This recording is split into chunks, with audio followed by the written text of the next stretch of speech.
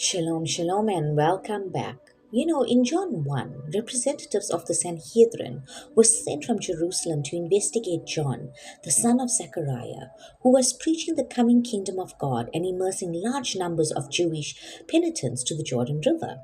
Intent on discovering John's claim to spiritual authority in John chapter 1, verse 19, 22, and 25, the delegation asked him, "Who are you?" He confessed and did not deny, but confessed, "I am not the Messiah." And they asked him, "What then? Are you Elijah?" He said, "I am not." "Are you the prophet?" And he answered, "No." And this is in John chapter 1, verse 19 and verse 21. This query reflects the end time understanding of the Jewish people in the first century based on the prophetic writings in the Tanakh, which is known as the Old Testament. Naturally, the coming Messiah was intimately linked with the establishment of God's kingdom on earth and the Olam Haba, the age to come, because the prophet Malachi had predicted the return of Elijah before the great and terrible day of the Lord, which is in Malachi chapter 4, verse 5. This was a reasonable line of questioning. But when John denied being either of these eschatological figures, the delegates asked, "Are you the prophet?" Emphasis added, "Not just a prophet." Clearly, they had someone very specific in mind, another particular individual, like the Messiah or Elijah, who was expected to appear in the end times. The basis of the expectation is found in the Torah portion. Now, the Torah portion describes several civil authorities established by God for the smooth functioning of society, local citizen judges in chapter 16, verse 18, and chapter 17, verse 7. A high court composed of Levitical priests presided over by a judge in chapter 17, verse 8 to 13, and the institution of kingship in chapter 17, verse 14 to 20. In this context, and in contrast to the soothsayers of pagan societies in chapter 18, verse 9 to 14, God also promised to raise up prophets who, like Moses, the ideal prophet, would receive divine revelation for the guidance of the people in chapter 18, verse 15 to 19.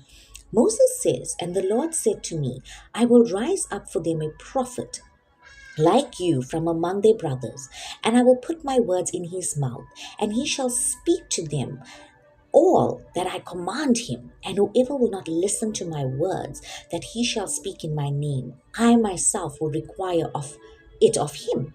And this is in Deuteronomy chapter 18, verse 17 to 19.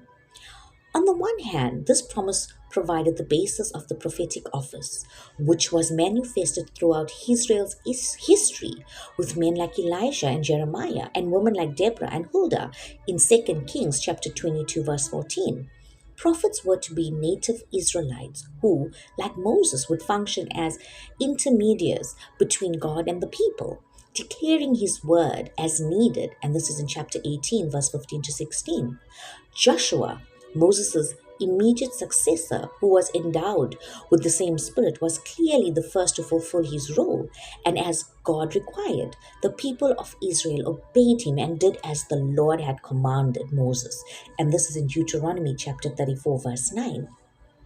Nevertheless, Deuteronomy closes with an acknowledgement that the promise of a prophet like Moses demanded more than just a functional equivalent. Even Joshua himself did not fit the bill entirely. Taking God's promise quite literally, the final verses of Deuteronomy expected a one-to-one match, one who would truly be like Moses, both in his unique relationship with God and in his unique manifestation of God's miraculous power. Now, in Deuteronomy 34, we read, "And there has not arisen a prophet since in Israel like Moses, whom the Lord knew face to face, none like him for all the signs and the wonders that the Lord sent him to do in the land of Egypt, to Pharaoh and to all his servants and to all his land, and for all the mighty power and all the great deeds of terror that Moses did in the sight of all Israel." And this is in Deuteronomy chapter 34, verse 10 to 12. Moses set the bar so high that no biblical prophets even came close. Each was just a partial foreshadowing of one who, like Moses, was expected to redeem Israel from her oppressors. and to lead her into the ultimate promised land, the kingdom of God. After 400 years of prophetic silence, the dramatic appearance of John the Baptist immediately raised the question that was on all of Israel's minds. But he humbly redirected their attention to the greater one, the Lord, the Son of God, whom John had been sent to reveal to Israel. And this is in John chapter 1, verse 23 and verse 26 and 34. And when Yeshua came proclaiming the word of the Lord with absolute authority and working miracles of power, the people drew the inescapable conclusion: this is indeed the prophet who is to come into the world. And this you will see in John chapter 6 verse 14 and chapter 7 verse 40. God bless and shalom.